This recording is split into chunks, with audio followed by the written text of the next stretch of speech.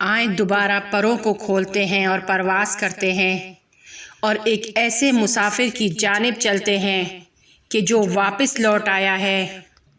Tehran کی 40 سالہ مریم قربانی اپنے جوانی کے دور کی داستان کو بیان کرتی ہے۔ کہتی ہیں کہ میرے اور میرے شوہر کے درمیان جر و بحث ہوئی اور وہ گھر سے باہر چلے گئے۔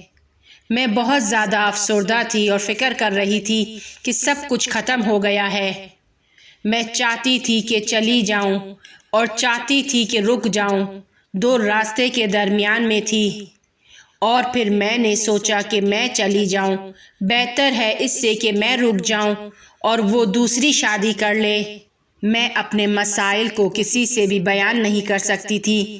تمام غم و غصے کو میں خود میں ڈال رہی تھی، افسردہ تھی اور پریشان تھی۔ لہٰذا فیصلہ کرتی ہوں کہ نہ رہوں اور مر جاؤں۔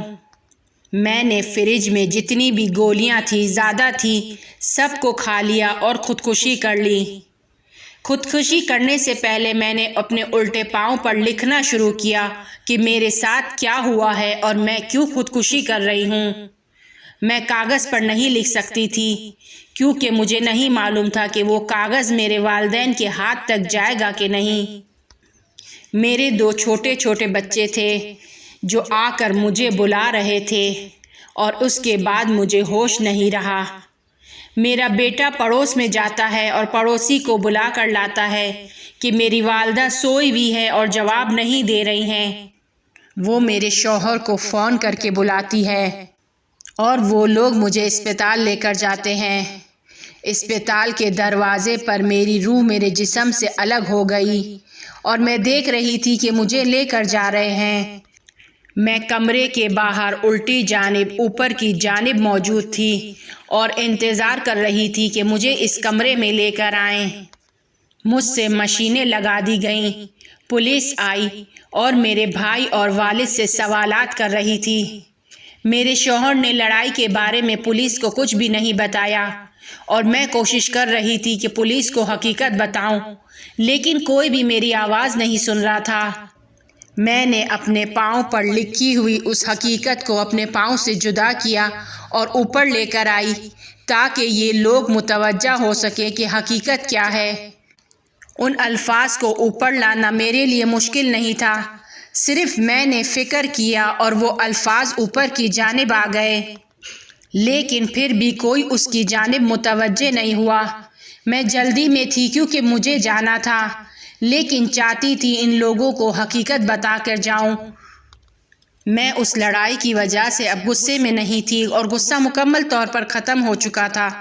میں چاہتی تھی کہ میرے والد کو حقیقت سے آگاہ کروں کہ کام کی دلیل یہ تھی، اور پلک جھپکتے ہی میں نے خود کو ایک ایسی جگہ پر دیکھا کہ جو راکھ کے رنگ کی تھی، بے نہایت راکھ کے رنگ کا منظر، در و دیوار، آسمان، سب کا ایک ہی رنگ تھا۔ راکھ کو جب دیکھتے ہیں تو وہ پاؤڈر کی طرح ہوتی ہے، لیکن وہاں پر کوئی پاؤڈر نہیں تھا۔ وہ گہرا اور پر رنگ ماحول، یعنی جیسے دھند دیکھی ہے کہ گہری ہوتی ہے لیکن دھند کو آخر تک نہیں دیکھ سکتے ہیں، اور میں اس راکھ کے اس ماحول کو آخر تک دیکھ رہی تھی۔ بے نہایت تھا، اس کا آخر نہیں دیکھا جا سکتا تھا، اس کا آخر تھا ہی نہیں، بے نہایت تھا۔ اس منظر میں قبریں تھی، بے نہایت قبریں، ایک دوسرے کے برابر میں ترتیب سے بے نہایت قبریں۔ جہاں تک میری آنکھ دیکھ سکتی تھی صرف قبریں ہی قبریں تھیں۔ عموماً انسان جب کسی منظر کو دیکھتا ہے تو وہ پہلی قبر بڑی ہوتی ہے اور اس کے بعد دوسری چھوٹی، اور اس طریقے سے آخر تک جائیں تو بہت چھوٹی نظر آتی ہے، جبکہ ایسا نہیں تھا۔ میں تمام قبروں کو ایک ہی اندازے میں دیکھ رہی تھی، جیسے پہلی قبر تھی ایسے باقی کی آگے قبریں بھی میرے لیے اسی طرح واضح تھیں۔ میں قبروں کو دیکھ رہی تھی کہ 2 افراد کے جو بہت بڑے تھے، یعنی مجھ سے 20 برابر بڑے تھے، اور میں ان کے سامنے ایک خرگوش کی مانند تھی۔ ایک نے میرا دایاں ہاتھ پکڑا ہوا تھا اور دوسرے نے بایاں۔ چونکہ وہ بڑے تھے لہٰذا میرے ہاتھ بھی پھیل کر بڑے ہو گئے تھے۔ وہ مجھے زمین پر کھینچ رہے تھے، لیکن ان کا کھینچنا دنیاوی کھینچنے کی طرح نہیں تھا۔ ان کے جسم پر گندگی اور کثافت لگی ہوئی تھی اور وہ بدبو دے رہے تھے۔ وہ آئے تھے تاکہ مجھے خود کے ساتھ لے کر جائیں۔ وہ پتھر کے تھے لیکن پتھر کے نہیں تھے۔ انہوں نے لباس پہنا ہوا تھا لیکن لباس نہیں تھا۔ ان کے چہرے کتے کے چہرے کی جھریوں کی مانند تھے۔ ان کا چہرہ تھا لیکن اگر میں ان کی جانب ان کے چہرے کی جانب دیکھتی تو وہاں پر چہرہ نہیں تھا۔ عجیب و غریب تھے وہ لوگ، تھے بھی اور نہیں بھی تھے۔ مجھے گھسیٹ کر قبر کے اوپر سے لے کر جا رہے تھے۔ پہلی قبر میں نے دیکھا کہ قبر خراب ہو گئی ہے اور اس کی ریت اوپر کی جانب آ رہی ہے، مستقل شکل میں اوپر کی جانب آئی۔ اس کا حجم تھا اور میں نے ان ریت کے ایک ایک دانے کو دیکھا۔ ریت کے درمیان فاصلے کو بھی دیکھ رہی تھی۔ وہاں ریت کے درمیان ایک خاص فاصلہ تھا اور یہ فاصلہ بھی تھا اور اتصال بھی تھا اور بے نہایت، اور میں اس ریت سے جڑی ہوئی تھی۔ میرے اور اس کے درمیان میں بھی فاصلہ تھا۔ ہم سب وہاں ایک تھے، جدائی موجود نہیں تھی۔ بیک وقت تمام ایک دوسرے سے جڑے ہوئے تھے اور میں ریتوں کو دیکھ رہی تھی۔ دنیا میں ریت پتھر کی مانند ہے لیکن اس ریت کے اندر بھی بہت ساری چیزیں تھیں کہ جس سے ریت کو تشکیل دیا گیا تھا اور وہ بھی بے نہایت تھے اور وہ سب بھی ایک دوسرے سے متصل تھے۔ وہ ریت خراب حالت میں اوپر نہیں آ رہی تھی، بکھری ہوئی نہیں تھی اور اس کے اوپر کے آنے کی حالت میں وہ فریاد بلند کر رہی تھی جیسے کوئی اس میں داخل ہو تو وہ بہت درد محسوس کر رہی ہو۔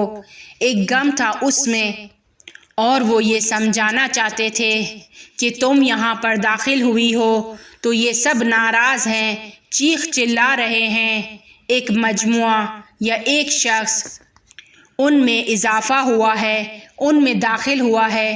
ریت کا ایک ایک دانہ چلا رہا تھا اور ہر دانے کے اندر کی تمام ریت وہ سب بھی چلا رہے تھے اور میں ہر ایک ریت کے غم اور چلانے کو محسوس کر رہی تھی اور میں ان تمام آوازوں کو بھی سن رہی تھی کہ جو دوسری قبروں سے آ رہی تھی۔ میں یہ جانتی تھی کہ ہر قبر میں کون ہے اور اس نے کیوں خودکشی کی ہے، اور یہ بھی سمجھ سکتی تھی کہ وہ مرد ہے، عورت ہے یا بچہ۔ اور ان قبروں سے چلانا سنائی دے رہا تھا، ایسی آواز کہ سب کو ایک ساتھ بھی سن سکتی تھی اور سب کو الگ الگ بھی سن سکتی تھی، اور سب اس غم اور نالے کے ساتھ باہر آئے اور پھر اندر گئے۔ مجھے پہلی قبر پر سے گزارا گیا بے نہایت قبروں کے اوپر کھینچا جا رہا تھا اور ان سب کا چیخنا، چلانا، نالا اور غم اس لیے تھا کہ ایک نیا آیا ہے اور وہ نئی میں تھی۔ جو غم میرے پاس تھا وہ ان کے پاس بھی تھا۔